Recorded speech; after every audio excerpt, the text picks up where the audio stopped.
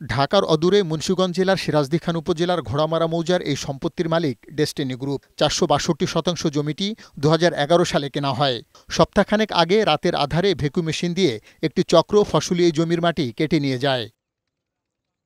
ফসলি জমির মাটি কাটা আইনত দণ্ডনীয় হলেও অনুসন্ধানে জানা যায়, ডেস্টিনির ভুয়া প্রতিনিধি সেজে জমির মাটি স্থানীয় ব্যবসায়ী নাসির, সানু, শাহালম গংদের কাছে বিক্রি করে দেয় কেরানীগঞ্জের লিটন আহমেদ ও শহীদুল নামক দুই ব্যক্তি। কেনাবেচার পুরো বিষয়টি বাস্তবায়ন করে শহীদুল।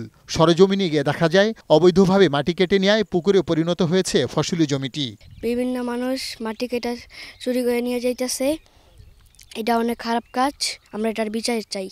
তারা এখন ভালো কাজ করছে, কি বুঝে তারা এটা করতেছে, এটা উচ্চপদস্থ কর্মকর্তা যারা আছে তারা এটা ডিসিশন নেবে। মাটি ব্যবসায়ী নাসির বৈশাখী টেলিভিশনকে ফোনে জানান, লিটন ও শহীদুল ডেস্টিনির পরিচয় ভাঙিয়েই তাদের কাকাছে মাটি বিক্রি করে দেয়। এখন কথা হলো দাদা, এই ডেস্টিনি জমিটা এরা আমগো থেকে মাটি বিক্রি করছে 462 জায়গার মাটি বিক্রি করছে।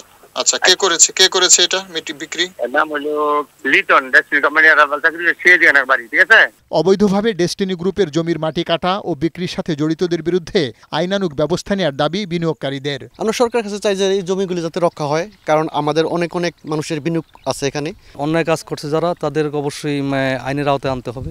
এ বিষয়ে সিরাজদি খান উপজেলার নির্বাহী কর্মকর্তা জানান, জড়িতদের বিরুদ্ধে দ্রুত ব্যবস্থা নেওয়া হবে। ডেস্টিনির এই মাটি কাটার ব্যাপারে একটা অভিযোগ আমি পেয়েছি।